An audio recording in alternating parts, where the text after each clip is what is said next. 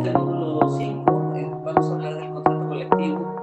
Primero me presento, yo soy Claudia Esqueda Llanes y vamos a compartir esta sesión. Carlos, preséntate. Y querida Claudia, muchas gracias por el antecedente. Yo soy Carlos Ferran Martínez, ya tuvimos alguna sesión previa, entiendo que contigo, Claudia. Yo soy, pues, como saben, abogado dedicado a la representación del sector patronal principalmente, no exclusivamente, pero sí principalmente. Y pues con mucho gusto de platicar con ustedes de lo que pensamos son los avances más importantes en estas dos figuras de contrato y reglamento, ¿no, Claudia? Así que la idea es hacerlo muy dinámico, creo yo, ¿no? Tienes toda la razón. Entonces, deja decir que para que esta reunión tenga un equilibrio total, yo vengo y provengo de las organizaciones obreras, de los temas sindicales, Así es. netamente. Así es que yo espero que con estos dos puntos de vista logremos una mejor propuesta y visión de lo que significa el contrato colectivo en primer término, ¿no? Sin duda, sin duda. Bueno, pues empecemos un poco por el concepto. Si me permites, entonces, Carlos, te diría yo que pues hay una gran discusión de siempre si realmente se puede hablar de un contrato, considerando que los contratos, bueno, requieren como una parte esencial de su conformación el acuerdo de voluntades y los autores, los doctrinarios señalan que bueno, pues esto es todo lo contrario. Yo no coincido con ellos, yo sí estoy convencida de que el contrato colectivo, aun cuando puede tener un origen en el que se le obliga al empresario a través de un emplazamiento a huelga por firma de contrato, no necesariamente es la forma de su origen y su creación. Por tanto, yo sí estoy convencida de que el acuerdo, el contrato, el pacto colectivo representa un acuerdo de voluntades, aun cuando estos autores hablan de que no conlleva el elemento de la autonomía o de la libertad para su celebración. No sé qué opinas tú, ¿no? Sí, es un tema interesante, Claudia. Fíjate que en la sesión que yo platicaba de sindicalismo previa a esta, un poco lo que le decía es que, a lo que le decía a la gente que nos está escuchando, es que pues hay dos artículos en la ley que han creado industrias auténticas en el sindicalismo, ¿no? Tanto estos sindicatos que se dedican literalmente a extorsionar fuentes de empleo, ¿no? Y los sindicatos que se dedican literalmente a proteger sin ninguna representación de los trabajadores, ¿no? Yo les decía, ambas industrias a mí me parecen igual de criticables porque pues, ninguna de las dos tiene el objeto del sindicalismo, que es el estudio, mejoramiento y defensa de los intereses, ¿no? Entonces, que lo que necesitamos son sindicatos reales, representativos, profesionales, pues como tú comprenderás, por supuesto, ¿no? Entonces, yo lo que decía era que sí, por supuesto que hay una discusión sobre qué tanta voluntad interviene en la conformación del contrato colectivo de trabajo a propósito de estas prácticas que tú comentas que son muy recurrentes y son pues nocivas, por decirlo menos, ¿no? Pero también creo que no es la única forma en la que se celebra un contrato colectivo de trabajo, ni a través de la cual se llega a un acuerdo colectivo, ¿no? O sea, al final,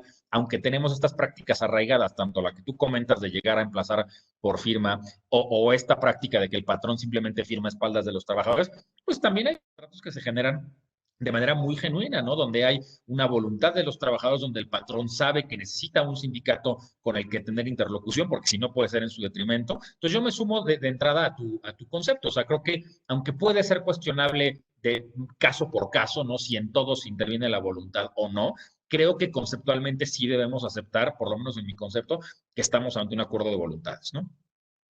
Sí, sí, naturalmente. Y yo te diría algo más.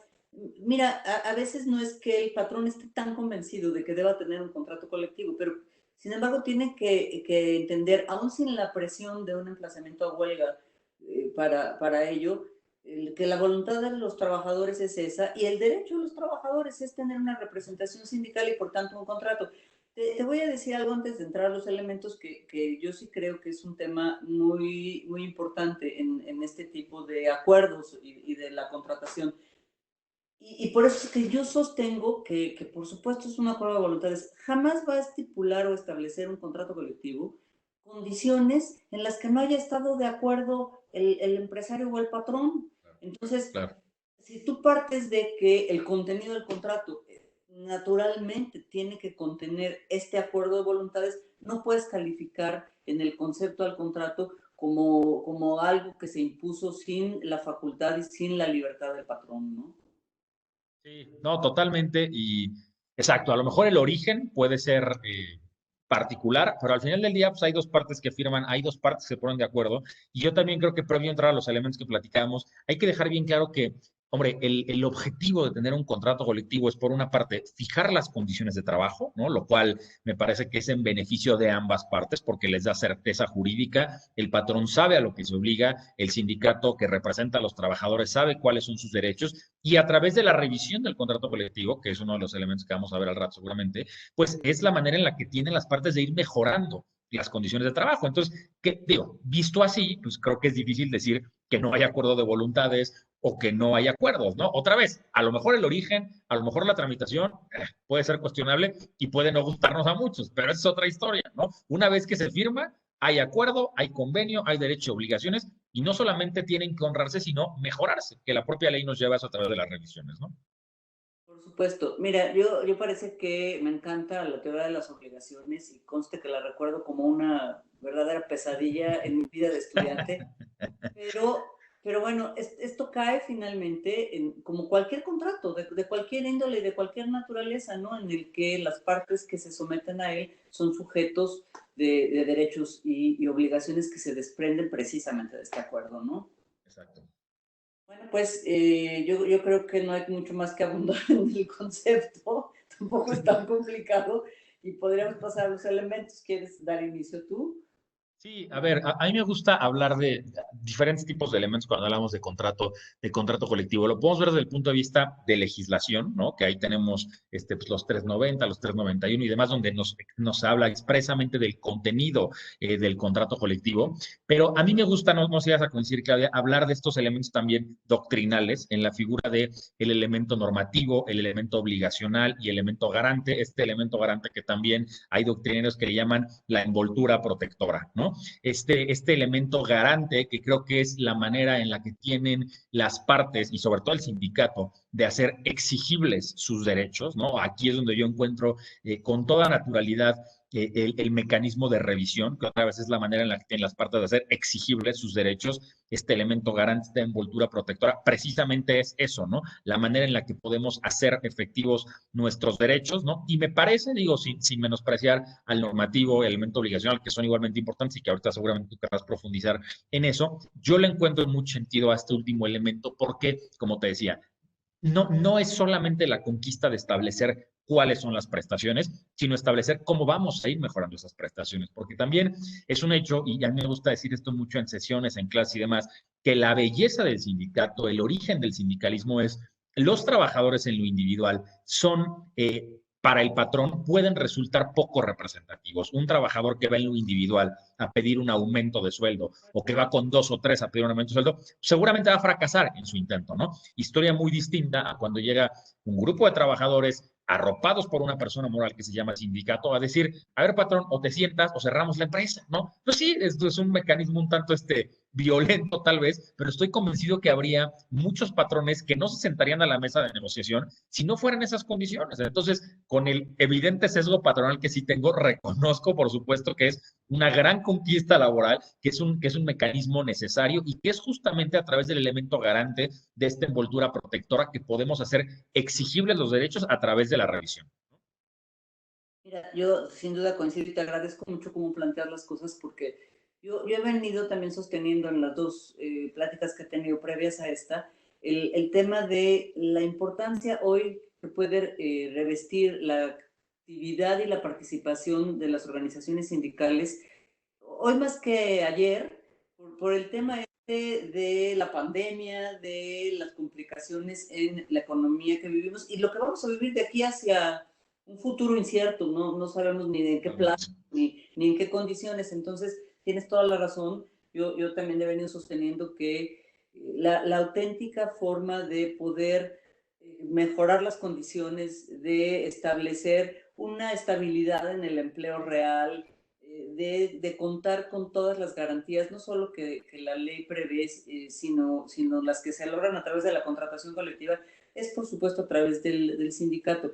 Fíjate que yo iba a tratar, que bueno que vamos a compartir toda esta sesión, estos elementos de manera más doctrinaria, que eran los esenciales, que podemos hablar del consentimiento, por supuesto, que ya lo tratábamos en el concepto, y del objeto, que es este del que hablas, ¿no? Establecer las reglas y los derechos en el clausulado, darle obligatoriedad, apegarse a la normativa, que es un poco en lo que tú ya avanzabas, y otros dos requisitos que también hay autores como Néstor de Buen o el propio Mario de la Cueva que han sostenido a lo largo de su vida académica y de su obra, que son los requisitos de validez y los requisitos que denominan esto propiamente de eficiencia, ¿no? Los de validez, por supuesto, la capacidad de las partes para contratar, esta libertad de las que hablábamos, la licitud del objeto como cualquier contrato y la forma. Pues la forma realmente, en derecho del trabajo no hay muchos requisitos de forma, salvo los esenciales, y en el tema de eficacia, los plazos, y ya también vamos a entrar seguro más adelante a las condiciones en las que se pactan los contratos colectivos, y ahí es donde hablamos de plazos o algunas condiciones suspensivas, y cuándo entran en vigor los contratos que sin lugar a dudas para su total eficacia es a partir del depósito ante las autoridades. Y cuando hablamos de depósito tenemos que hablar un poco de la aprobación, que todo esto ha cambiado mucho, ¿no? En Sí, el claro. contexto laboral. No, de acuerdo. Y yo rescataría, digo, un poquito para cerrar el círculo lo que explicaba ahorita y lo que platicabas tú ahorita muy atinadamente, es estos elementos de doctrina que habla del elemento normativo, obligacional y garante. El garante ya lo expliqué, pero también quiero dedicarle rápido un poquito al tema del elemento normativo, porque cuando vamos al 391 de la ley y vemos lo que debe contener el contrato colectivo, encontramos justamente estas conquistas, ¿no? Que hoy ya son derechos muy arraigados, que son cosas con las que todos convivimos, pero que en las épocas eran auténticos sueños de la clase trabajadora, ¿no? O sea, hay muchos autores que dicen que esas eran las épocas en las que el trabajador aspiraba a ser tratado como persona humana. Ese era el objetivo, ¿no? O sea, trátenme como persona ya y luego vemos mis derechos, ¿no? Una cosa gravísima, ¿no? Entonces, por eso el 391 cobra sentido que nos habla de la duración del contrato colectivo, la expresión de si debe ser por tiempo indeterminado, para hora determinada, las jornadas, los días de descanso, el monto de los salarios, ¿no? No olvidemos esto, porque acuérdate que hay por ahí un artículo en la ley que nos dice que al contrato colectivo le puede faltar lo que sea, prácticamente, pero si le falta el tema de los salarios, pues ahí sí estamos en un problema, ¿no? Ahí sí estamos en un problema, ¿no? Ahí sí no hay cosa que supla la ley, ni mucho menos, ¿no? Y este elemento normativo es importante. Hay quien dice que es el más importante, yo no coincido tanto, pero sí entiendo que es la vinculación que se hace hacia el tercero que va a ser obligado y que va a ser beneficiado. Y eso me parece rescatable. Y luego el elemento obligacional del que ahorita hablaba también brevemente, pues tiene que ver con esta suma de derechos y obligaciones que contraen las partes, que obliga de manera clara al sindicato con la empresa y que pues, sin querer hacer una enumeración exhaustiva, ni mucho menos, podemos hablar de los, por ejemplo, llamados privilegios sindicales, ¿no? Estas situaciones que le dan fuerza al sindicato, el tener una oficina de representación, el tener un delegado sindical, ¿no? Aquí también entran conceptos muy prácticos y muy románticos a la vez, como el mantenimiento de la paz laboral, que para eso está pensado pues el sindicalismo y el derecho colectivo. Y de hecho aquí también, no me dejarás mentir, aparecen unas figuritas que son muy controversiales, que son las cláusulas de consolidación sindical, ¿no? Estas cláusulas, una de la cual está derogada desde el 12, la cláusula de exclusión por separación, y la otra, la de exclusión por ingreso, que no sé qué opinas tú, me encantaría escuchar tu punto de vista, la verdad, sobre si está viva o no, ¿no? Porque yo he sostenido recientemente que pues ni está tan viva ni está tan muerta, ¿no? O sea, porque sigue vivo el artículo 395 que lo establece con toda puntualidad, pero al mismo tiempo ya pusimos en el 110 la posibilidad de que el trabajador se niega a que le descuenten la cuota sindical. Al mismo tiempo también tenemos un artículo expreso que dice en la ley que a nadie se le puede obligar a formar parte de un sindicato y además ya ratificamos el convenio 98 de la OIT y además tenemos el 87. Entonces, a la luz de eso, ¿qué tan viva sigue la cláusula? Es la que está un poquito más en la trinchera sindical. Me parece un tema interesante. Muchas gracias. Coincido contigo en estas ideas y tienes razón, está medio vivo y medio muerto. Nos queda claro a todos el tema de la desaparición y de la ilegalidad en la intención de aplicar en algún momento la cláusula de exclusión, lo que no significa que no puedas expulsar, ojo, ¿no? Sí, sí, sí. A un trabajador de un sindicato. Y ahora en lo que comentas de la vigencia de los convenios internacionales y de el establecimiento en ley de esta facultad del trabajador para no pertenecer al sindicato, bueno, eso siempre ha estado como de Sí. las libertades y los derechos humanos. Sin embargo, el de no pagar la cuota sindical, ya me referí yo a esto cuando hablé de sindicato en la sesión que tuve oportunidad para ello. Hablaba yo de el tema de esta obligatoriedad de pagar la cuota o no. Y ahí hay un tema complicado, Carlos, porque por supuesto está ya previsto en la ley que el trabajador no tiene la obligación de pagar la cuota aún perteneciendo al sindicato, pero eso desde el punto de vista legal, pero desde el punto de vista estatutario, tú puedes haber establecido en el estatuto sindical que quien pertenezca como agremiado a la organización para buscar los fines de mejoramiento, de defensa y que quiera estar, esta expresión, perdónenmela, pero quien quiera pertenecer al club, bueno, pues tiene que pagar su cuota. De Sí, otra sí, sí, manera, sí, sí. tienes cabida. Entonces, bueno, está muy bien, es tu facultad dejarlo de pagar, por supuesto, pero es la facultad de la organización. Entonces, el expulsarte del sindicato también es cierto. Eso no limita tus derechos de acceso a los beneficios de la contratación colectiva, me queda clarísimo.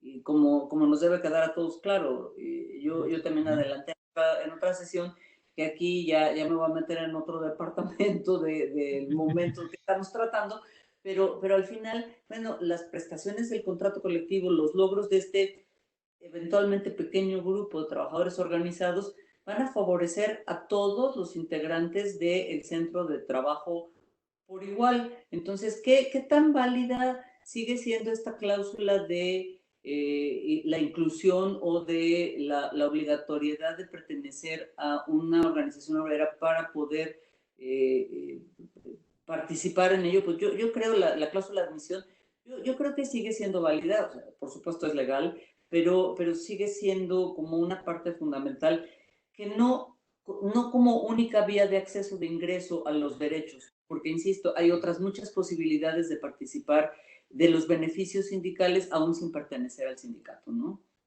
No, y hay un tema ahí muy importante que tocas, que también yo lo anticipaba en la sesión anterior, que es lo que tiene que ver con la vida interna de los sindicatos reflejado en los estatutos, ¿no? O sea, los estatutos pues, son casi que la Biblia del sindicato, ¿no? O sea, ahí es donde tenemos las reglas internas, las reglas de juego, el plan de acción, la forma en la que vamos a cobrar las cuotas, la directiva. Y la verdad es que yo también lo decía la vez pasada, o sea, los sindicatos tienen una autonomía tremenda en este país. O sea, realmente a la luz de los estatutos, pues uno puede poner las reglas que quiera y prácticamente nadie se puede meter. Entonces, ahí claramente que encontramos, pues esta contradicción de ver, pues hasta qué punto este tema de la cláusula sigue volando versus lo que yo puse en el estatuto, versus mi autonomía como sindicato de yo poner mis reglas. Y pues sí, mis reglas son las. Entonces, sí, yo creo que la ley y el derecho colectivo del trabajo en México están llenos de este tipo de contradicciones y de artículos y de convenios que dicen una cosa y que luego dicen otra, ¿no? Y ahí va a tener que intervenir. Fíjate que esto me preocupa mucho y esto lo compartimos ahora con quien nos escucha y con quienes mañana integrarán, que ese es el objetivo, ¿no? Integrarán los tribunales, porque sin duda en este cambio de paradigma, en esta nueva conformación para efectos de la aplicación del derecho al trabajo, en donde se ha modificado de todo el esquema del mismo, pasando a ser de ese derecho de la buena fe, la equidad y otro tipo de características para convertirse en un sistema de estricto derecho y de estricta aplicación de la legalidad. O sea, no es que antes no fuera legal, ¿eh? Vale la pena decirlo para los que no han sido laboralistas, ¿no?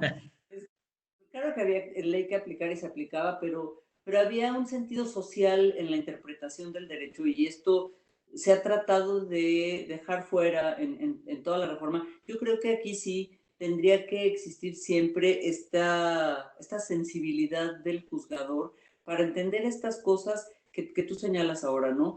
¿Qué debe prevalecer? Bueno, pues debe prevalecer para cada solución y para cada aplicación del derecho la regla que más favorezca al trabajador. Y esta Sí, claro. parte es verdaderamente intrínseca al derecho al trabajo. Sin esto es incomprensible por toda esta historia de la que tú también hablabas, ¿no? Sí, sí, sí, de acuerdo. Digo, yo no sé qué tengas, por dónde quieras que avancemos ahorita en la plática esta que estamos teniendo, que es más una plática que otra cosa y qué bueno. La verdad creo que eso ayuda mucho a que a la gente que nos escucha tenga una sensibilidad real de cómo son las cosas. Yo quisiera, si te parece bien, a lo mejor meternos a platicar de cómo se verifican las revisiones de los contratos colectivos de trabajo. Yo creo que ahí, digo, tú tienes este, todo que decir. No sé si hablar de revisiones anuales, bienales, o si quieres que nos sigamos un poquito más en orden. Tú mandas. Lo que tú quieras, yo no tengo inconveniente. Yo no sé si a lo mejor lo único que yo te pediría es primero, para la celebración del contrato, ¿qué tan obligatorio es esto que hablábamos de origen, de tener que celebrarlo o tener que firmarlo? Yo opino que no. Yo opino que aún existiendo un emplazamiento por firma, eventualmente ahí es donde vuelvo a confirmar mi teoría de la obligatoriedad y de la voluntad de las partes. Puedes tener el emplazamiento y ahora están todos estos requisitos que van a complicar a juicio mío, en lugar de hacer más fácil y más accesible la capacidad de organización de los trabajadores, que, repito, como lo señalabas, tiene todo un antecedente histórico válido, pues ahora con algunos requisitos que son la constancia de representatividad, de este 30% al que habla la ley, una constancia que solamente tiene validez por un periodo establecido de 6 meses, o sea, condiciones que ha impuesto la ley dentro de estas obligaciones para que el camino hacia la firma del contrato tenga viabilidad, creo yo que coartan esa posibilidad en lugar de ampliarla y de dar mayores posibilidades de que realmente se proteja a un grupo de trabajadores a través de un contrato colectivo. ¿Qué opinas primero de esto? Perdón que te... Tocas un tema, tocas un tema muy sensible. A ver, hijo, mira, yo he sido, hablo de estos temas porque creo que siempre que hay una reforma, por lo menos tan importante como la que estamos viendo ahorita, terminan pagando justos por pecadores en muchísimos sentidos, ¿no? O sea, yo coincido contigo que se puede ver esto como una limitante a la asociación, a la libre organización, a los pares que se juntan para tener un contrato colectivo y demás. Sí creo que se puede ver así también, pero también estoy seguro que el fondo de todo esto, pues es terminar con estas prácticas que han sido nocivas, ¿no? O sea, con sindicatos definitivamente no como el que tú representas, sino gente que se ha dedicado a hacer su agosto de volantear en las colonias de la Ciudad de México y del país, ¿no? Y a ver quién es el incauto que cae y que no tiene contrato colectivo, ¿no? O sea, a todos nos ha pasado estar en esas, ¿no? Clientes que, a mí me toca mucho hacer esto, a mí me toca mucho asesorar empresas que llegan a México, ¿no? Con uno o dos trabajadores y que lo primero que les dices, oye, pues evalúa tener un contrato colectivo, oye, pero es que no voy a tener sindicalizados. Eh, pues es que sí, pero es que en México la dinámica es distinta. Entonces, explícale eso a un gringo o explícale eso a un francés, se complica, ¿no? Y hacerles ver, ¿no? Sobre todo a los extranjeros, que en México los sindicatos tienen este poder, que es un poder que está reflejado en la toma de nota, ¿no? De cerrar una empresa, ¿no? Así nada más, es algo fuerte, ¿no? O sea, es algo que la gente, pues dice, híjole, mano, entonces sí me querré meter a México, ¿no? ¿Y en qué condiciones? Y entonces entramos en el debate de si el contrato de protección es malo o no es tan malo, o depende de las circunstancias. Entonces, yo te diría, yo coincido contigo en que este tema de la constancia es polémico en cuanto a si lo vemos desde el punto de vista de libre asociación, sí creo que cuarta algo, ¿no? Pero también creo que le pone un freno a prácticas pues, que se han asentado de manera muy nociva, ¿no? Y que esa es la razón por la que creamos estas que yo llamo dos industrias, los que extorsionan y los que protegen, ¿no? Que me parecen igualmente deleznables, ¿no? O sea, tendríamos que estar hablando de un sindicalismo representativo, real, técnico, profesional, que los trabajadores conozcan. Ese tendría que ser el deber ser. Lo que pasa es que en México, pues con muchas cosas las pervertimos, ¿no? Y una de las cosas que pervertimos fue esta, ¿no? Entonces, pues sí, alguien le quiso poner un freno a esto para que no haya tantos presidentes por firma sin ninguna representación, claro, a cuenta y con cargo a coartar este derecho del que tú hablas, ¿no? Entonces, es un tema de ponderación de derechos, ¿no? No sé. No, no, en eso te concedo toda la razón. Parte de la intención de esta reforma, sin duda, y de la presión que recibimos externa, porque eso Claro. tampoco podemos dejar de lado, ¿no? No es que de repente nos hayamos convertido en paladines del deber ser. Pienso La, igual. la, la verdad es que hubo fuertes presiones externas que condujeron a esto, y creo que hay que ser muy cuidadosos en cómo aplicarlo y en cómo finalmente el día de mañana a través de estos tribunales, cómo visualizar todo este quehacer previo, esta necesidad de, bueno, para todo hacer como que un padrón. El hecho de que haya un contrato sin trabajadores me parece aberrante, me parece Sí, sí, sí, sí. No, bueno, justificable indefendible. ninguna, bajo ninguna posibilidad, pero el tema de impedir y de establecer unas reglas tan cuadradas para un derecho que nunca ha tenido la formalidad como un requisito indispensable de existencia de sus Sí, sí. instituciones, me parece que rompe todo el esquema y toda la historia, ¿no? Sí, no, y a ver, ahorita tocaste un tema bien importante que es esta presión que recibimos de fuera, ¿no? Yo siempre, últimamente ando con la bandera de, a ver, antes de empezar, les digo que esta reforma no se la debemos ni a este gobierno, ni al pasado, ni al antepasado, ni a ninguno de aquí. Se lo debemos a los vecinos, ¿no? Para bien y para mal, ¿no? Y sí, tuvieron que venir los gringos a decirnos, oigan, ya dejen de simular relaciones laborales, ¿no? O sea, porque esa es la queja, ¿no? O sea, la queja es, contratos colectivos, subcontratación, contrataciones individuales, o sea, pura simulación y luego los litigios son peores, ¿no? Entonces, el fondo de todo esto, creo yo, no sé si coincidas, ni siquiera es acaben con la simulación porque queremos salvar al mundo, no, no, no. El fondo de esto es paguen mejores salarios, ¿no? Y ahí es donde tú y yo tenemos una coincidencia clara, ¿no? Yo no creo que nadie pueda estar en contra de pagar mejores salarios, de que la gente viva mejor y de que haya un nivel de ingreso mucho más decoroso en México. Nuestro salario mínimo es de los más paupérrimos de la región, ya olvídate del mundo, ¿no? O sea, no te compares con Estados Unidos y Francia, comparte con Colombia, con países sudamericanos, y nos estamos lejísimos, ¿no? Entonces, el fondo de todo esto es, ya México deja de hacer dumping comercial, empieza a jugar con reglas claras, paga mejores salarios, y pagar mejores salarios pasa en buena medida por tener sindicatos reales, por acabar con la simulación. Entonces, habrá quien estaba muy a gusto volanteando en la Condesa, emplazamientos por firma, y habrá quien estaba muy a gusto vendiendo sindicatos de protección sin ninguna representación, firmando espaldas. Esos dos extremos creo que son lo que ataca la reforma laboral, ¿no? No sé. Y mira, decías tú hace un momento, y que nos perdonen todos porque de veras no es una conversación privada, es con el ánimo de establecer sí cuál es el escenario real en el que esto se vive y se desenvuelve y cómo se va a resolver mañana el tema. Pero bueno, pues hasta yo he sido víctima seguramente igual que tú de estos abusos y de esta gente cuando te pones a pintar la fachada de tu pared en tu casa o hacer una obra menor, cuando ves ya te está tocando alguien para decirte que quieres sindicalizar a tus trabajadores y dices, bueno, ¿de qué me estás hablando, no? Sí, O sea, sí, sí, sí. juro que todos hemos sido víctimas y esa parte, bueno, sí me parece que había que resolverla. Me parece que los menos indicados, si debo decirlo, eran los gringos, porque bueno, los convenios ni siquiera están ratificados ni suscritos por ellos. Sí. Hay un montón de cosas en donde no hubo ninguna posibilidad de competir en las mismas condiciones, como no la hay en términos Sí, ¿no? económicos, como no la hay en muchos otros planos, pero bueno, pues este es el origen y en esas partes coincidimos.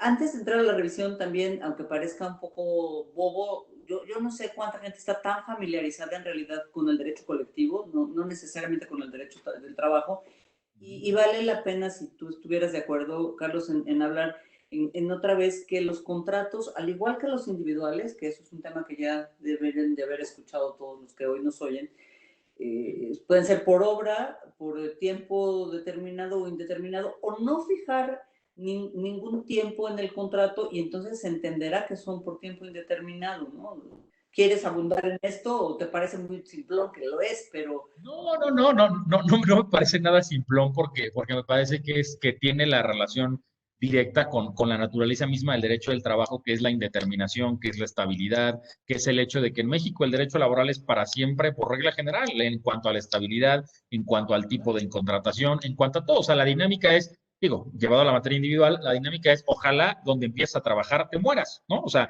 a la luz del principio de estabilidad y todos estos postulados de muchos derechos del trabajo, y me hace sentido, y yo creo que a la gente que nos escucha le haría sentido que el contrato colectivo también por regla general sea por tiempo determinado, a reserva de que se pueda pactar en alguna otra modalidad. Por supuesto que cuando hablamos de industria de la construcción, de cierto tipo de industrias, pues es difícil pensar que el tema pueda ser indeterminado, ¿no? Pero otra vez, aquí lo que el legislador busca tutelar es la protección de los derechos de los trabajadores. Que ojo, aquí en el derecho colectivo del trabajo, nada más para que la gente que nos escucha lo tenga muy claro, evidentemente que aquí los sujetos ya son sindicato y patrón. Ya no hablamos de trabajadores individualmente, hablamos de un sindicato, persona moral que agremia y que afilia a trabajadores y que se convierta en el vehículo a través de la revisión del contrato colectivo para mejorar las condiciones de trabajo, ¿no? Entonces, me parece que la gente que nos escucha y que va a tener a su cargo funciones tan importantes en el futuro, es importante que sepan que el hecho de que en México la regla de contratación laboral sea por tiempo indeterminado, tiene una razón de ser, y es que el patrón no pueda de manera tan discrecional terminar con estos convenios que han tomado muchísimos años, que son conquistas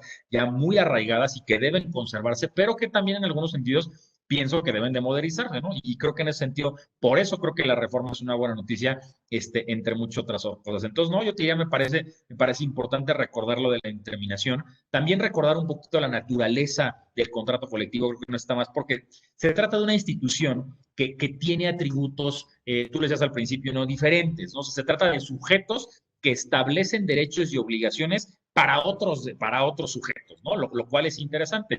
Y Néstor de Buena en su momento hablaba de un concepto que él denominaba el plurilateralismo, ¿no? En donde decía, pues es que, a ver, sí son dos partes las que contratan, pero realmente son unos cuantos estableciendo derechos y obligaciones para muchos otros, ¿no? O sea, porque el contrato colectivo afecta a toda la fuente de trabajo, las partes no se entienden en un sentido civil, ¿no? Sino que se protege el centro de trabajo, que es un ente mucho más allá de la aplicación territorial y de las partes que lo pactaron. Entonces, creo que la belleza del contrato colectivo de la figura es el impacto y la trascendencia que tiene hacia terceros, ¿no? Sin lugar a dudas coincido contigo, qué bueno que rescatas todas estas ideas y ahí me das la oportunidad de decir algo, porque es justo ahí donde hoy entra una cantidad de modificaciones a lo que tradicionalmente ha sido esta, este acuerdo a través o esta validación del contrato a través de la representación de quien ostenta a su vez la representación legal del sindicato mismo, que es el representante de los trabajadores, ¿no?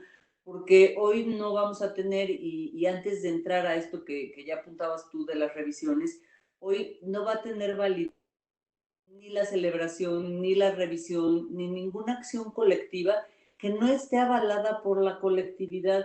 Y ahí yo sí tengo que manifestar mi extrañamiento de nuevo con este tema de en dónde queda entonces la representatividad real de las organizaciones sindicales, de quien representa a estos trabajadores bajo las condiciones establecidas con autonomía y libertad en sus estatutos, en donde un grupo, un colectivo, se hace defender por un representante y si quieres me voy a la teoría pura de la representación, en donde el mandato tiene efectos, validez y tiene condiciones que establecen que alguien puede hablar por los demás. Y aquí va a resultar que mientras no se convaliden todos los actos, cualquiera que sea a partir de mayo pasado, por la colectividad en lo individual, resulta que no va a tener validez ningún pacto colectivo, ni pasado ni futuro, ¿no? Y esto me parece muy complicado. Y además de esta nueva visión, que no es novedosa per se, de la participación en la concurrencia de varios sindicatos, en la participación de los contratos colectivos, y consta que todavía ni siquiera entramos en la realidad del manejo cotidiano de los contratos mismos, ¿no? No es un tema plano, no es un tema sencillo, tiene muchas aristas y yo no sé qué opines de este tema, sobre todo la concurrencia, Carlos. Sí, a ver, me iría en el orden que empezaste. Primero, coincido que estas nuevas disposiciones, mucho espacio a la interpretación y posiblemente todavía tengan un sinfín de áreas de oportunidad. Yo creo que lo que trató de hacer la reforma en ese sentido es acabar con los sindicatos que de alguna manera no representaban o por simplemente haber llegado vía un emplazamiento por firma sin consentimiento o por haber firmado ese contrato a espaldas de los trabajadores, ¿no? Te digo, los dos igualmente criticables, igualmente negativos desde mi punto de vista. Yo creo que, o sea, coincido con todas estas precisiones, creo que es así, creo que hay muchas cosas que no se entienden en la práctica, digamos. Creo que la respuesta es esta, o sea, creo que lo que buscaron es acabar con los dos extremos, pero a cuenta de, pues sí, o sea, a lo mejor socavar un poquito el derecho que tú ya has platicado y el tema de la representación del sindicato, que eso, la verdad, más allá de las reflexiones que podemos aportar ahorita, habrá que ver cómo se desarrolla en la práctica, como el tema mismo de la concurrencia, ¿no? O sea, ese tema, el 388 de la ley que define, bueno, no que define, pero que presenta este concepto de titularidad, que para la gente que nos escucha es bien importante que sepan que si tuviéramos que definir o ponerle un sinónimo a titularidad, el sinónimo sería mayoría, ¿ok? O sea, ¿quién es el sindicato titular de un contrato colectivo de trabajo? Pues el que tiene más agremiados, ya, es un tema de mayoría lisa y llanamente, es un tema sí jurídico, pero muy político también, que requiere mucho trabajo, que requiere mucho convencimiento, y a lo que va Claudia ahorita me imagino es que ahora, con este tema de los 30% y demás, pues se abre la puerta a pensar, oye, pues entonces, ¿cuántos sindicatos puede haber, no? O sea, ¿y en qué condiciones y demás? Que la verdad, no sé si coincidas, Claudia, tampoco es que sea un tema tan nuevo, ¿no? O sea, al final del día, el 388, tú siempre has estado ahí diciendo, oye, si concurren sindicatos, no sé qué, la regla de desempate, y el común denominador es la regla de desempate va a ser el que tenga más, ¿no? O sea, porque es un tema más que jurídico, pienso yo, político y de representación, ¿no? Pero por supuesto que creo que el tema fino, no sé si coincidas, pasa por este 30%, que pues 30% en ningún lado del mundo se puede considerar una mayoría, ni mucho menos, ¿no? Entonces, abres la puerta, ¿no? A que ese 30% se pueda juntar con otros dos 30% por lo menos, ¿no? Y entonces, ¿qué pasa ahí, no? Y entonces, ¿cómo desempatas? Y ahí es donde a lo mejor vale la pena comentar rápidamente que, pues, esta nueva reforma, ya no tan nueva de un año para acá, ya establece que al final va a ser un sindicato el que tenga la constancia de representatividad. Entonces, pues a lo mejor tendrás un titular, a lo mejor lo que sea, pero vas a tener sindicatos muy disidentes y muy inconformes haciendo grilla. Entonces, no sé cómo lo ves tú. Coincido, sin lugar a dudas, pero voy a poner en la mesa, pues, o en la discusión, un tema que a lo mejor sale un poco del contexto porque no hemos entrado a lo que significan las revisiones o la aprobación de los contratos colectivos, la legitimación, una serie de figuras que se han establecido en la reforma. Pero fíjate, a mí me preocupa, fíjense todos, el tema de este 30% en el que abunda Carlos, que tiene toda la razón, yo lo voy a complicar con algo todavía más delicado, para que mi contrato colectivo ya existente, firmado, nuevo, o viejo, reciente, eso no tiene nada que ver, pero para que tenga la convalidación o la aprobación o la ratificación del mismo por los trabajadores requiere la mayoría. Para eso no requieres el 30%.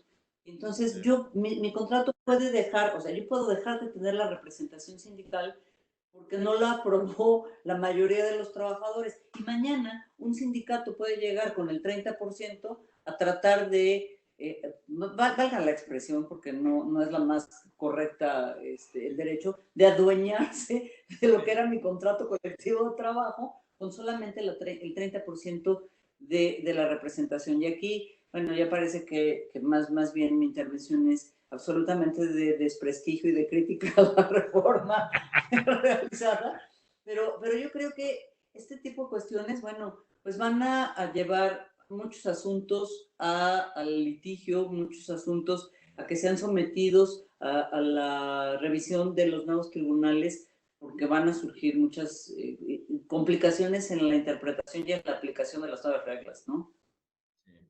Sí, no, totalmente. O sea, lo que estamos por ver es un poquito de pago por ver, la verdad. O sea, independientemente de las apreciaciones que podamos sacar aquí, es ese tema de la, pues de la concurrencia de las titularidades y demás, va, yo creo que si algo es seguro es que vamos a tener más conflictos de titularidad, con toda certeza, ¿no? Y seguramente, pues, más huelgas, ¿no?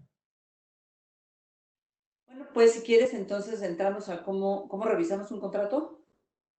Venga, venga. Bueno, pues hay dos vías, ¿no? Yo no sé si tú la encuentras más, pero yo encuentro primero la vía legal, que es a través de un emplazamiento por la revisión del contrato colectivo. Ya, suponemos que ya llevaste a cabo todo el proceso del registro del contrato, ¿no? Que lo aprobó que emplazaste o no, pero lo aprobó la comisión negociadora, que tenías el requisito de este 30%, que cumpliste con toda esta historia. Bueno, pues ahora lo que tienes que hacer es revisarlo.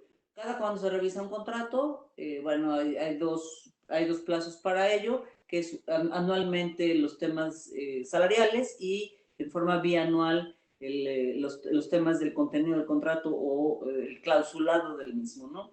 Estas revisiones, insisto, las dos vías es hacerlo por la vía, diré que siempre tiene que ser amistosa. Si te vas a medio matar, no vas a lograr nunca la Sí, revisión sí, sí, sí, del sí, sí, contrato sí. colectivo, pero puede ser por la vía formal, a través del emplazamiento a huelga por la revisión, o puede ser por un emplazamiento que los sindicatos defendemos mucho, Carlos, que es válido. Tú no tienes que emplazar hoy día a una empresa necesariamente a través de las autoridades de trabajo, en este caso las juntas de conciliación y arbitraje, que hoy son la única vía para hacerlo, sino que puedes emplazar formalmente a un patrón entregándole en mano propia tu pliego de peticiones que contiene las peticiones que le formulas precisamente para mejorar, modificar, cambiar el contrato colectivo que ya tienes celebrado con él.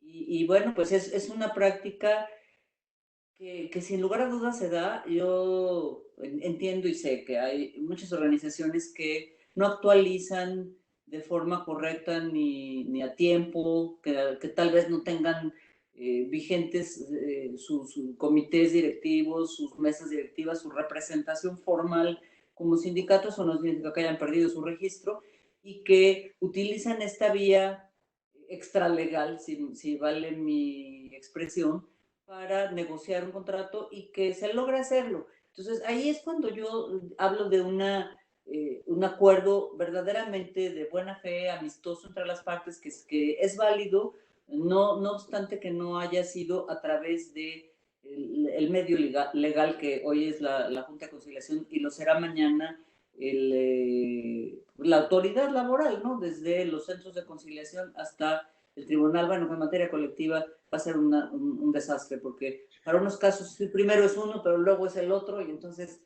nos tendremos que ir acostumbrando, ¿no? No, claro. No, y a ver, ahí hablaste un tema bien importante que creo que refleja la esencia misma de lo social que es el derecho del trabajo, ¿no? Ahorita dijiste varias cosas que me llaman mucho la atención porque son muy ciertas. No necesariamente tenemos que llegar a un acuerdo o plantear la negociación a través de un emplazamiento a huelga. Yo siempre he dicho que un emplazamiento a huelga es como llegar a negociar con una pistola en la cabeza, la verdad, ¿no? Nos arreglamos o cerramos, ¿no? Ya, pues, es eso, ¿no? ¿Y por qué lo hemos hecho así? Por el antecedente histórico que tenemos, porque nadie en su sano juicio, ningún patrón se iba a sentar a negociar si no era con la amenaza que le cerraran. Esa es la explicación detrás y, hombre, lo entendemos, ¿no? Pero creo que también como país y como gremio hemos tenido algunos avances, ¿no? Y uno de los avances yo creo que más significativos, a lo mejor no jurídicos, pero sí sociales, ha sido estas relaciones que hemos logrado hacer los representantes patronales con los representantes obreros, o sea, que llegamos al punto que entendimos que pues no somos enemigos, que estamos para mejorar condiciones, mantener la fuente de empleo y que la cosa siga arrancando porque todos queremos que haya trabajo, ¿no? Entonces, visto así, ¿no? A mí me gusta mucho escuchar de alguien como tú, además, que digo, ya a ver, pues no siempre tenemos que llegar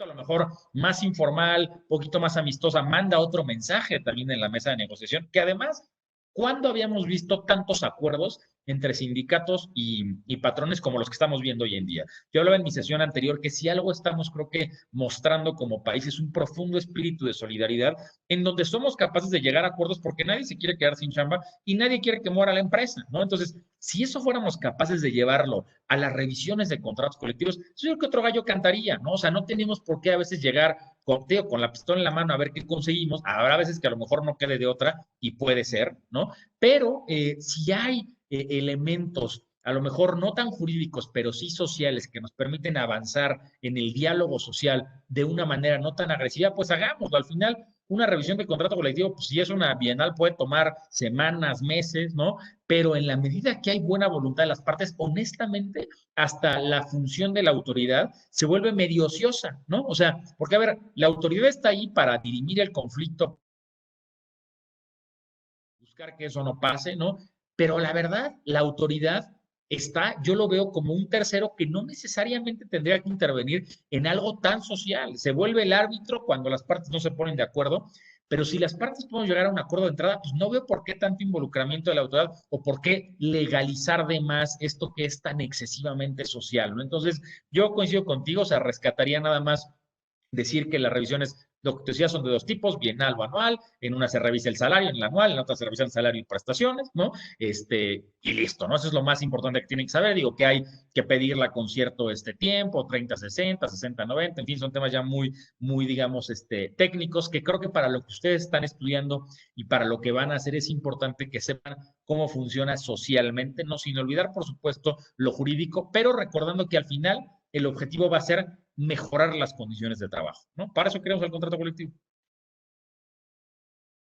Yo te voy a decir, en lo que dices, y tienes toda la razón, que creo, yo señalaba que a lo mejor era producto esta clase de reuniones sin la necesidad de la intervención de la autoridad, bajo condiciones de la no actualización de no de los registros, de las mesas directivas o tal, pero me hiciste reflexionar algo que dije que no es completamente la verdad. La verdad de las cosas es que sí creo que cuando los conflictos colectivos, hablemos de las revisiones de los contratos, llegan a manos de la autoridad, llegan al conocimiento de la autoridad, es porque hay verdaderamente un conflicto detrás.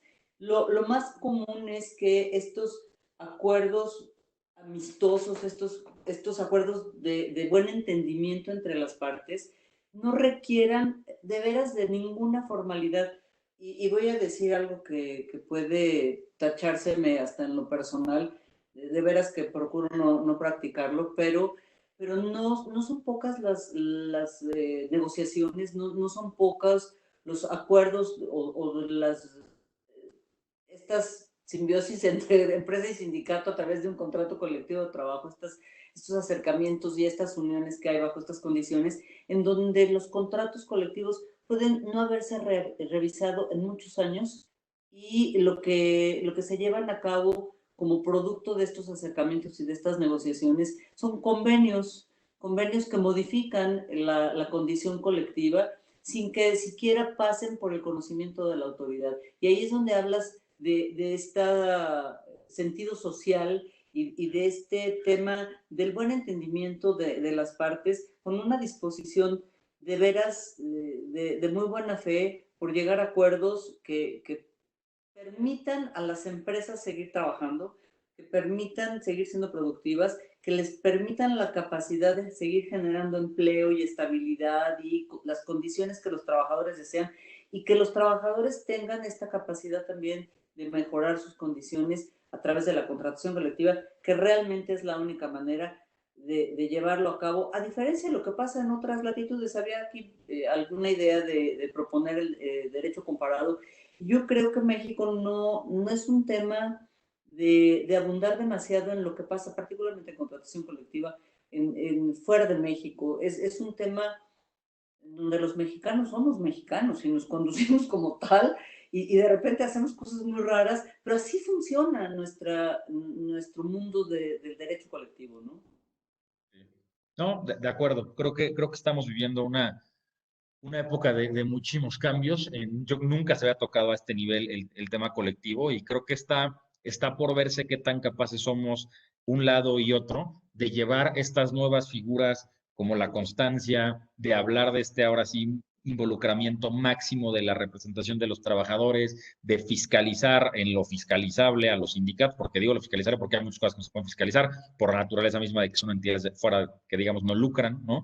Entonces, pero creo que con las muchas áreas de oportunidad que puede tener la reforma en materia colectiva, creo que la intención es muy rescatable. El tema es ver qué tan capaces vamos a ser de operarlo, ¿no? O sea, a mí sí hay situaciones que están en la ley que me preocupa cómo se van a operar, porque no sé si hemos desarrollado ya la capacidad instalada, tanto material como humana, para llevarlas a cabo, ¿no? Estas nuevas reglas, por ejemplo, para los recuentos, estos nuevos temas de representatividad, híjole, este tema de legitimar los contratos colectivos de trabajo, que digo, ahorita poquito lo mencionábamos y vale la pena ponerlo en la mesa para la gente que nos escucha. Ahorita Claudia lo decía, o sea, ya para uno mantener un contrato colectivo de trabajo vigente, para yo poder seguir siendo titular, voy a tener que pasarlo por una legitimación, por una votación, porque la gente evidentemente y tajantemente consienta el contenido del contrato colectivo.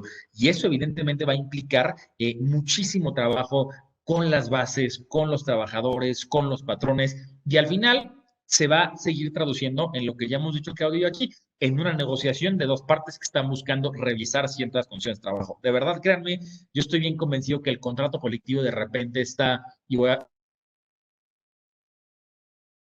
porque lo que estamos viendo es nada más cómo dos partes se ponen de acuerdo en mejorar los intereses de una de ellas, que es la parte vulnerable de la relación de trabajo, que es la representación de trabajadores, ¿no? Que de hecho es también parte de la sesión que tenemos aquí Claudia y yo, hablar de otra figura que tiene una relación directa con el contrato colectivo, que de repente es pues menospreciada por muchos porque son, ya lo decíamos, 5 o 6 artículos de la ley que de repente pueden pasar medio desapercibidos, y nos referimos, no sé si ya quieras entrar, Claudia, tú me dirás, a la figura del reglamento interior de trabajo. No sé si todavía quieras comentar.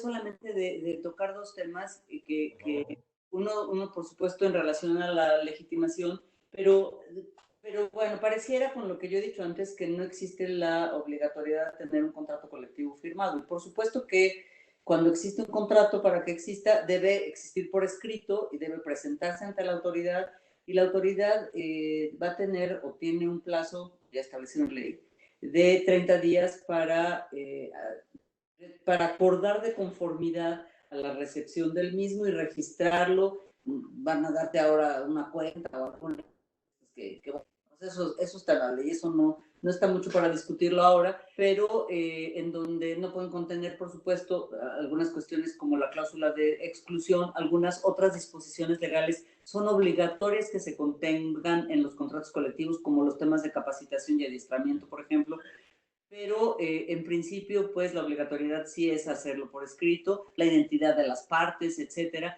El requisito de la representatividad cuando se trata del primero, la legitimación entraré ahora, pero sí se requiere de la aprobación, pues, de los trabajadores y de los salarios que hablabas, que esto es un requisito, por supuesto, fundamental. Yo cuestiono también mucho esta obligatoriedad de incluir muchos temas que la ley establece. Voy a referirme a una tontería que en la práctica nos sucede cotidianamente, que es, por ejemplo, no te puedo admitir tu contrato o el registro de tu contrato o la actualización de tu contrato porque no trae la cláusula de paternidad, ¿no? Que es una innovación del 2012. Y dices, hombre, pues si eso lo dice la ley, es una tontería que de repente las autoridades, en este caso va a ser este Centro Federal de Registro, que es el que mágicamente va a registrar todo lo que pase en materia colectiva, en sindicatos, en contratos, en reglamentos que ya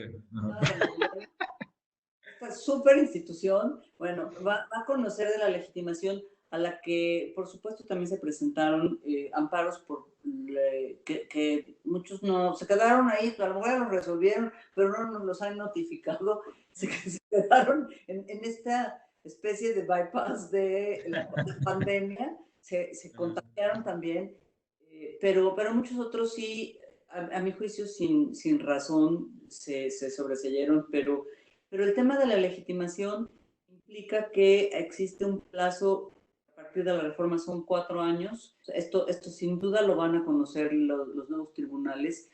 tenemos que las partes someter a la nueva aprobación, si vale mi expresión, de los tribunales de trabajo, de los contratos que aparentemente si los tengo que someter a un procedimiento de legitimación, bueno, pues debo entender que no son legítimos, que los está considerando que carecen de validez, que carecen de hasta licitud, que así los considera hoy la reforma, porque deben de tener este respaldo mayoritario. No importa cuántas veces los has revisado, no importa si están depositados ante las autoridades, no solamente que en el pasado los sancionaron, sino autoridades que todavía existen, que para fines de legalidad son autoridades vigentes y la ley consideró que deben someterse en este plazo a la legitimación. ¿Qué pasa si no? Bueno, pues se cancelarán, por extraño que nos parezca.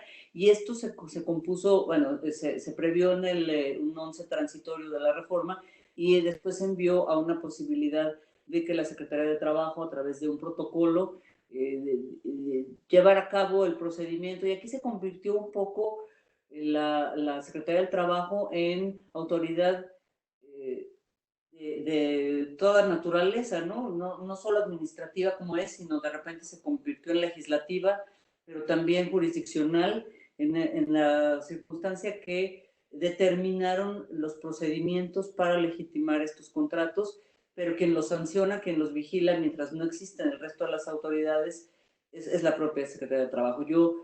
Yo señalo mucho este tema porque me preocupa y estamos sometidos todos a este tema de la, pues yo pasaré el término de legitimación, de la celebración de nuevos contratos colectivos de trabajo que deba aprobar la autoridad en los nuevos términos, siempre con este requisito fundamental que también tiene sus aristas del voto libre, directo, personal, secreto para convalidarlo, ¿no? Yo esto querría haberlo sí comentado antes de entrar. Las titularidades nos faltan, nada más brevemente. Sí, por favor. No, tú, anda. Di los malos que son los sindicatos cuando se demandan los sindicatos. A ver, es que es un tema muy importante ese. Digo, lo platicamos a lo mejor por encima, pero por supuesto que cabe la reflexión.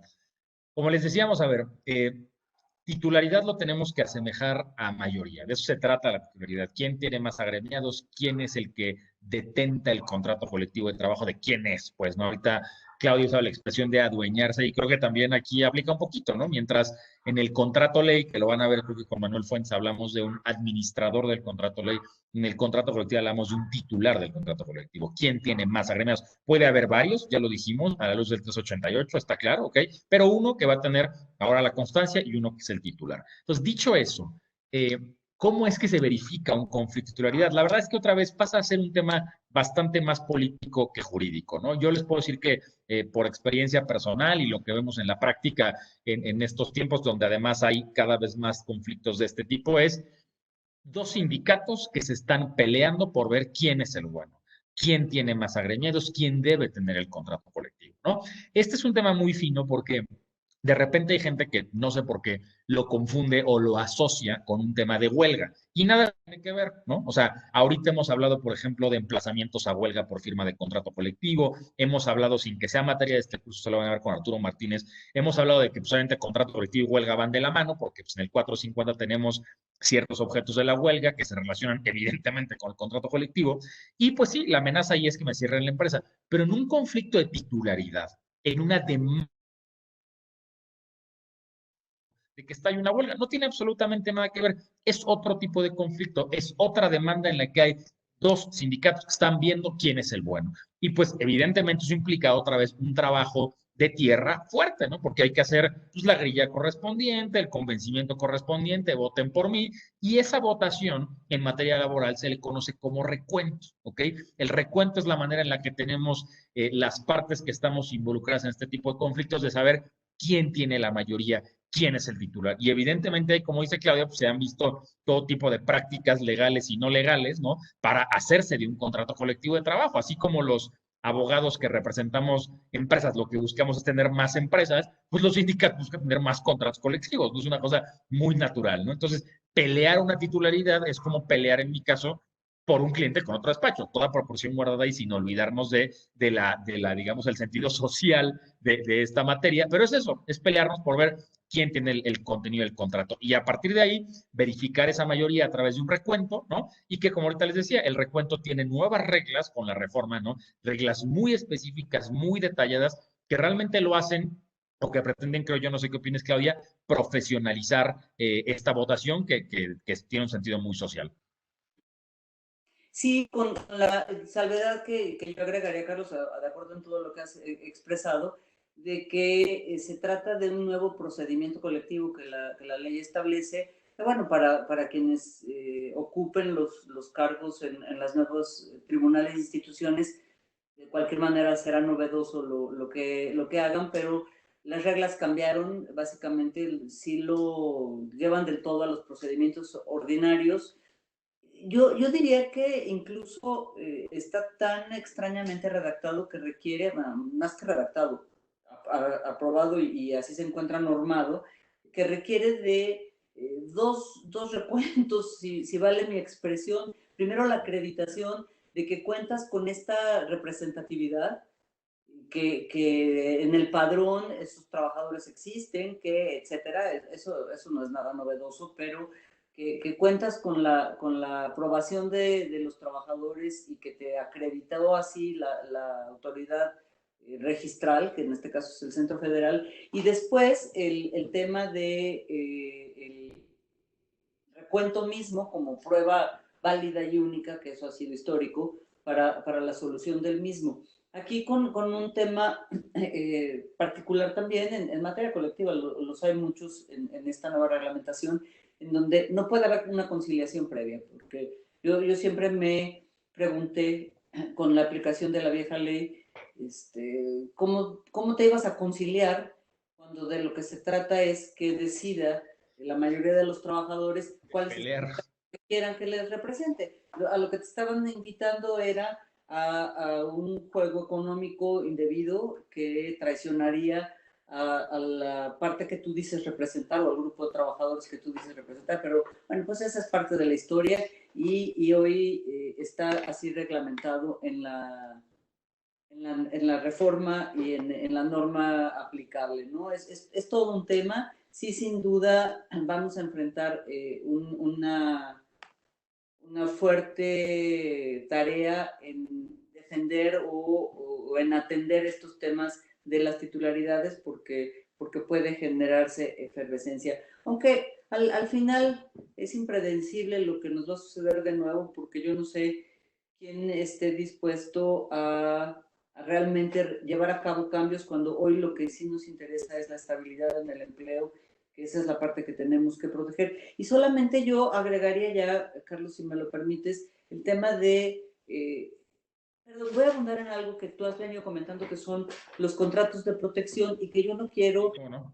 yo no quiero dejar de lado porque me parece importante decirlo.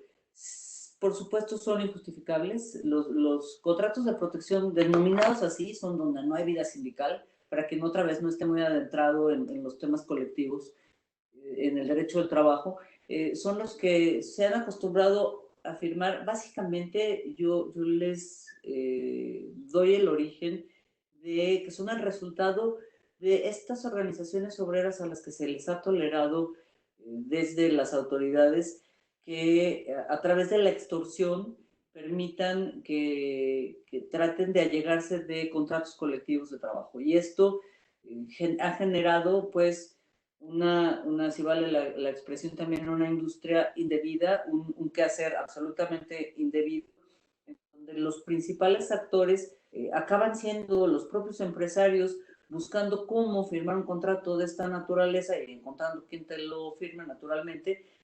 Y la verdad es que en términos generales ni siquiera en un ánimo de aprovecharse de los trabajadores, sino de protegerse de las extorsiones de otras organizaciones sindicales.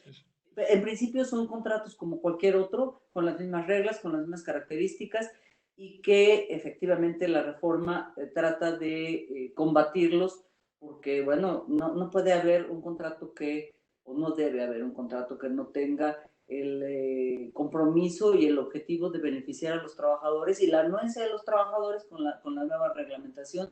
Y solo nos quedaría las formas de terminar los contratos colectivos antes de entrar al reglamento. Ya, yo soy muy dogmática, ¿eh? Entonces ya me falta el último pedazo. Está perfecto. Digo, en el tema de digo, en lo que decías de los sindicatos de protección, creo que es una fundamental. Al principio de la plática justamente decíamos estos extremos en los cuales se ha pervertido el sindicalismo, la extorsión y la protección, llevados al extremo le han hecho mucho daño al país. Y creo que es un tema de caso por caso, o sea, sin duda, y creo que también es justamente esos extremos de los que es urgente alejarnos como sociedad, como país y como práctica, ¿no? Y en el tema que ahorita decías, claro que es importante, en el tema de la terminación del contrato colectivo, pues el 401 es muy claro y la verdad refleja lo que hemos dicho aquí, o sea, que lo que está de por contrato, pues, según la ley, es pues, mutuo consentimiento, que pues, termina siendo una gran cantidad de terminaciones de contrato colectivo, ¿no? Al final, convenios, ¿no? Inclusive cuando yo ya no quiero un contrato, pues, lo que hace llegar a un convenio, o sea, mutuo consentimiento, conciliación, llegar a algo, la esencia misma del derecho al trabajo.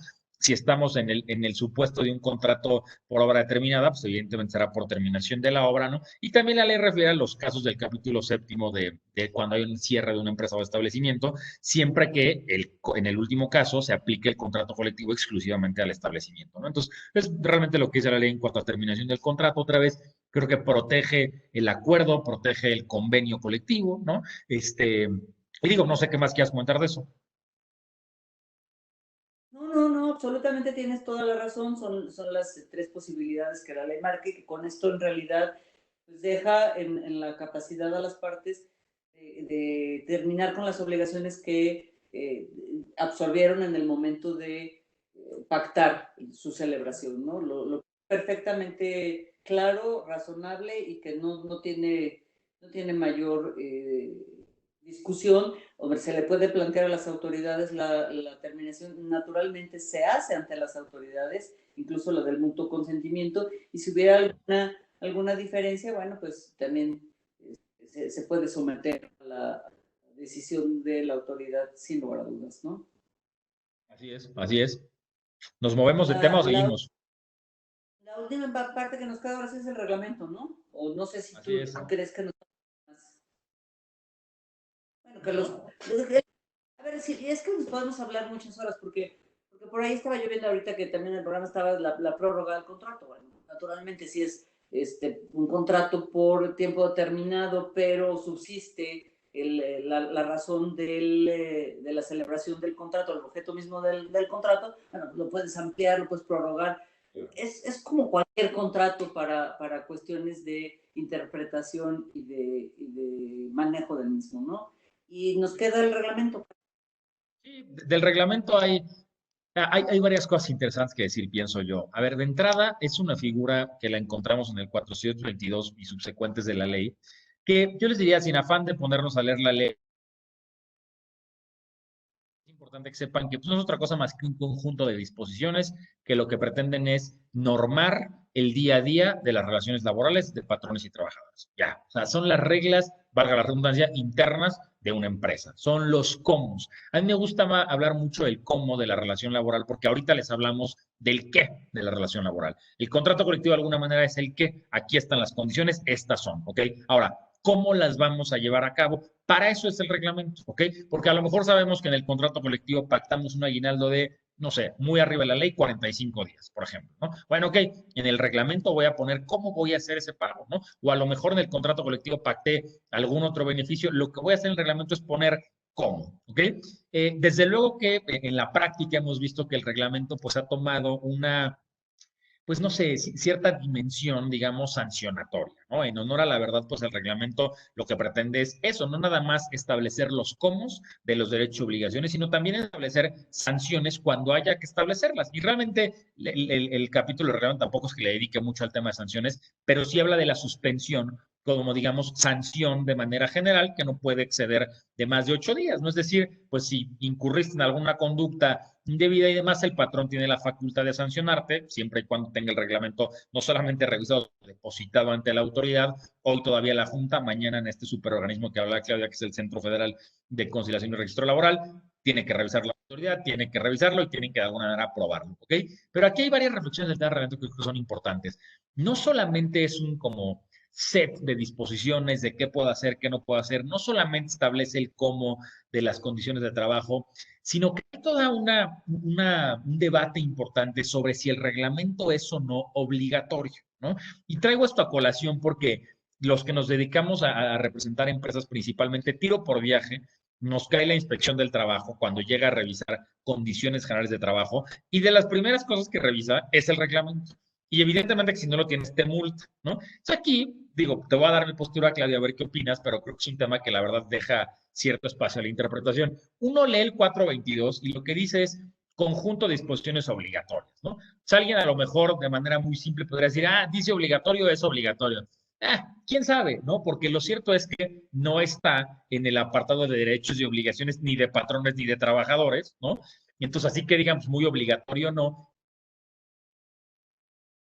Lo que habla el 422 es que una vez que formulamos el reglamento, se vuelve obligatorio, pero el hecho de tenerlo no es obligatorio, ¿no? El problema es que cuando llega la inspección del trabajo, que es literalmente un brazo revisor de la Secretaría del Trabajo, ya sea federal, ya sea local, y te exige este reglamento como si fuera obligatorio, independientemente de que puedas impugnar esa multa vía administrativa ante las autoridades competentes, te van a meter una molestia, que es la posible multa, ¿no?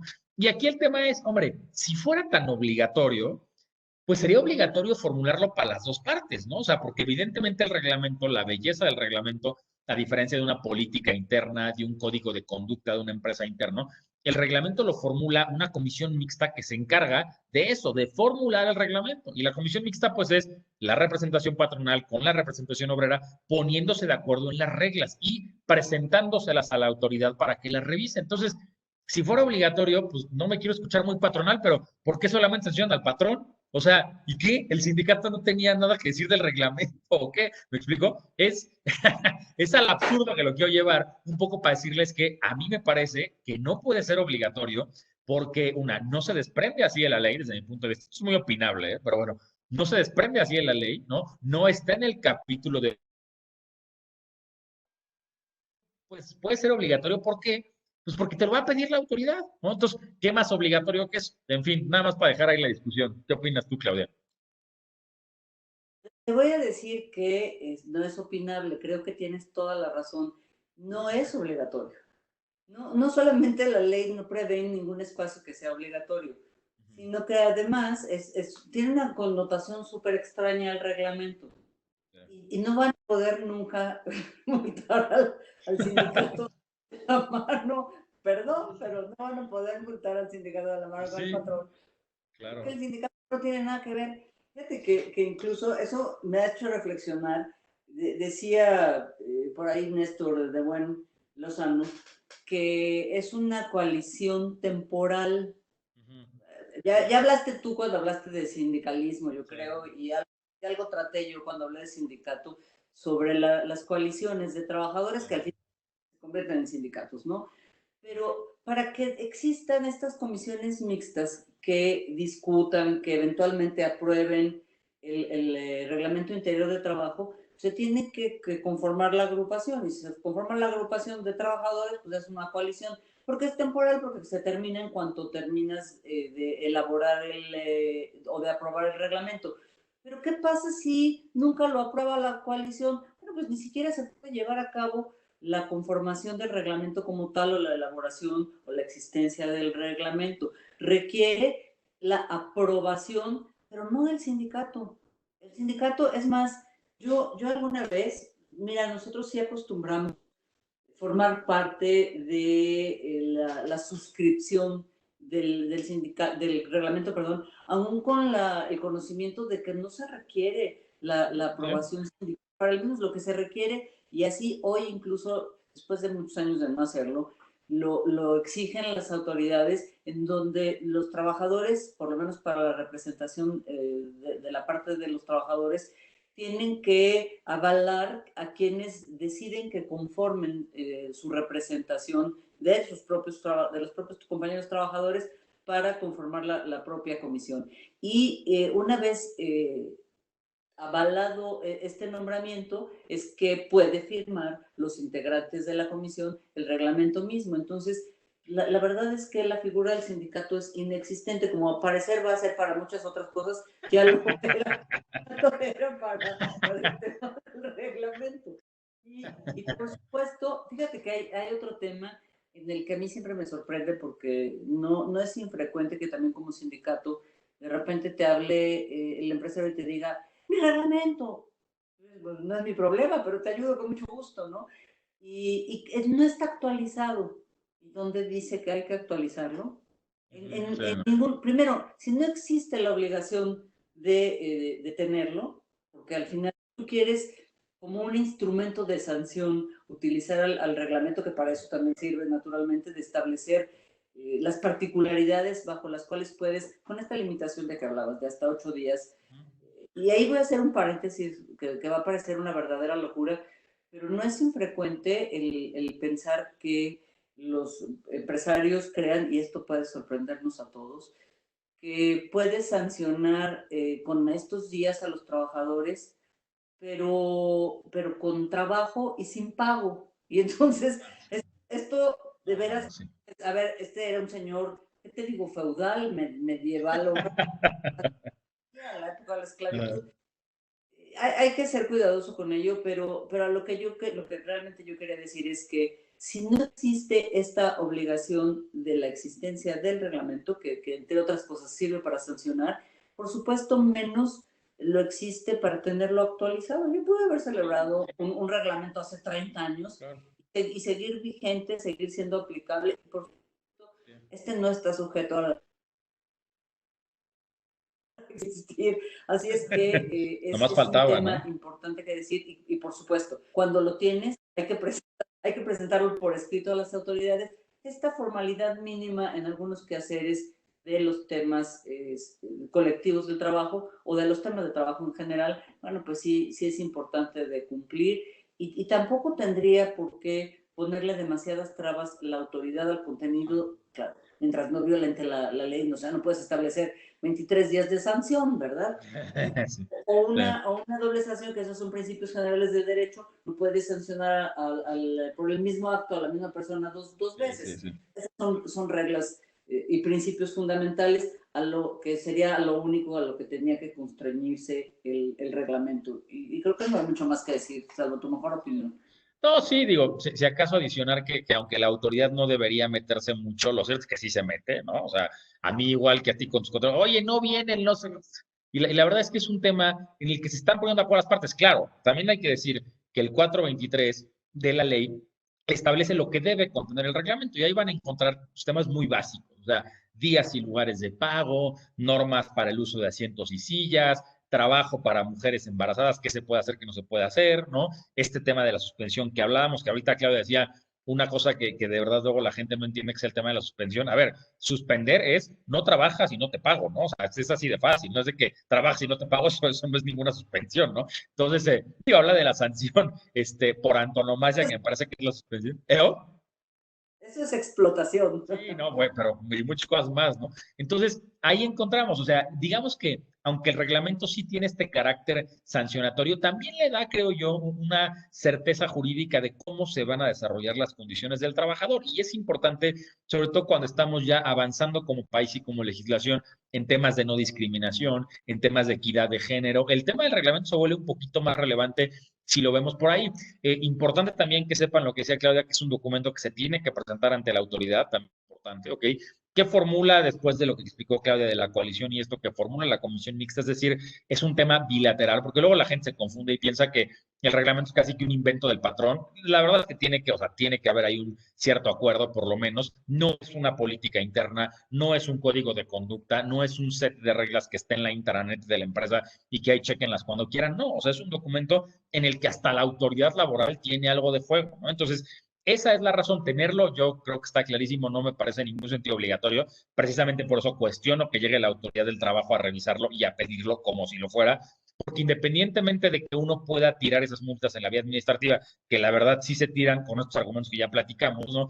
eso no le quita la molestia que le representa, sobre todo a un pequeño y mediano empresario o empresaria, tener a la inspección del trabajo vigilándote y pidiendo cosas o instrumentos que no tendrías por qué tener. Esa es la verdad, ¿no? Entonces aquí yo creo que lo rescatable es, no es obligatorio, ¿no? Se usa para sancionar, pero no solamente sirve para sancionar. La mejor sanción que uno puede poner es la suspensión, que no puede ir de más de 8 días. Ojo, no es la única sanción, también existen, pues no sé, amonestaciones por escrito, amonestaciones verbales, actas administrativas, es decir, hay otras posibilidades, digamos, ¿no?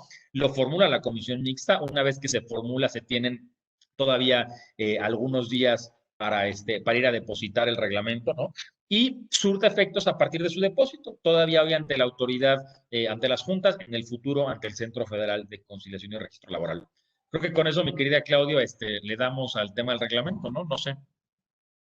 Sí, listo. Yo solo agregaría que de repente se nos olvida que también puede haber sanciones que se interpretan como económicas, que son económicas, pero que no es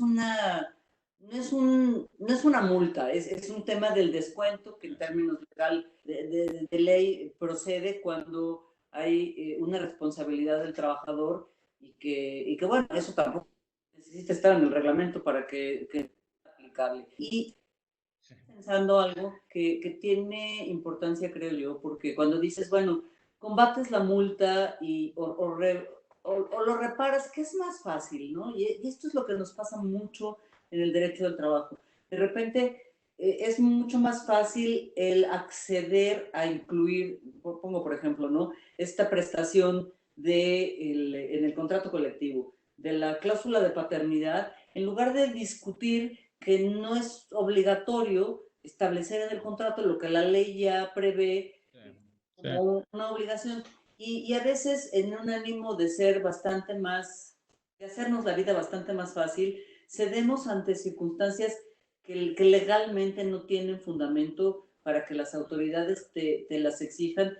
Y si hoy vamos a cambiar en todo la forma de conducirnos con más y más apego estricto a derecho, bueno, creo que estas cosas también tenemos que aprender a irlas cambiando, porque bueno, en el pasado también no te reciben el reglamento o el contrato o alguna documentación sin que medie un acuerdo en donde te lo rechacen con algún motivo, y esto tendrá que cambiar también en el ejercicio de las nuevas autoridades, en donde sustenten en esta nueva dinámica y en esta nueva forma de trabajo, pues las acciones y las decisiones que tomen ante lo que promuevan las partes bajo distintas condiciones, ¿no? De acuerdo. Una última reflexión, ya te prometo, ahorita me acordé porque estaba volviendo a revisar la ley y creo que ese nos fue un tema importante, muy rápido el reglamento, que tiene que ver con la publicidad que hay que darle al reglamento.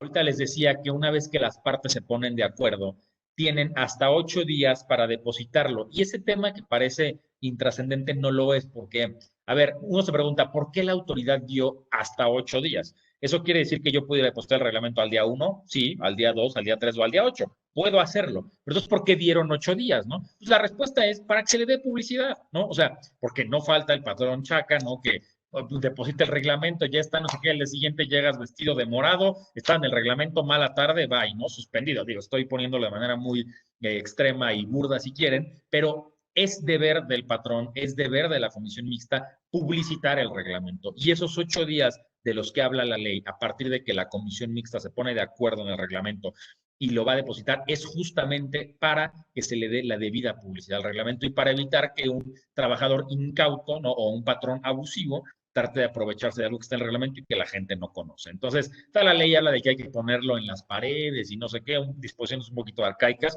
Creo que ya hemos superado y avanzado bastantito en el país y en el mundo como para que ya podamos avanzar a otro tipo de publicidad, a lo mejor digital, electrónica, yo qué sé, en las industrias y comunidades que lo permitan, por supuesto. Pero en fin, creo que con eso les transmitimos lo que queríamos a nivel de reglamento, este carácter sancionatorio, no obligatoriedad y lo funcional que puede o no ser, ¿no? Estás agregando cosas, fíjate que me hiciste reflexionar en otra, que no vamos a ahora, porque el contrato colectivo ya es obligación del patrón el reproducirlo, el entregárselo además de difundirlo. Esto también me parece una obligación impuesta indebidamente a los patrones un costo adicional, porque habla así de un documento impreso en principio. Bueno, distribuirlo de alguna manera difícilmente lo va a poder hacer de otro modo, con las condiciones que prevalecen, pero sí hay que darlo a conocer, aunque deberíamos de suponer que con todos estos antecedentes y que no debiera ser de otra manera, bueno, todos los trabajadores están enterados del contenido y saben en qué consisten sus derechos en el establecidos, pero bueno, es una nueva disposición que también obliga al patrón para ayudar a la difusión.